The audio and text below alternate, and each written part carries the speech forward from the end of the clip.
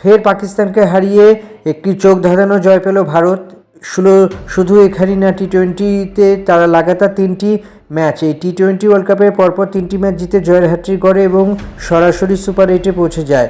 সবথেকে বড় বিষয় হলো এই জয়ের শুরুতেই অভিষেক শর্মার উইকেট পড়ে যাওয়াতে সবাই একটু ঘাবড়ে গিয়েছিলেন, কিন্তু ঈশান কিষান সমস্ত কিছু হিসেব নিকেশ চুকিয়ে দেয় পাকিস্তানের সঙ্গে এবং 8-1 টি-20 ওয়ার্ল্ড কাপে পাকিস্তানের এগেনস্টে ভারতের স্কোর হলো 8-1 এবং সবথেকে বড় কথা পাকিস্তানকে হারিয়েছে, পাকিস্তানের সমস্ত দর্প চূর্ণ হয়েছে।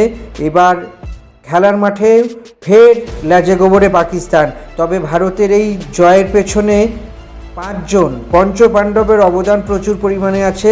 সবথেকে বড় কথা, ম্যাচের সেরা ঈশান কিষান এবং জসপ্রীত বুমরা, হার্দিক পান্ডিয়া থেকে শুরু করে আরও যারা আছেন, সব মিলিয়ে দুর্দান্ত পারফরমেন্স টিম ইন্ডিয়ার।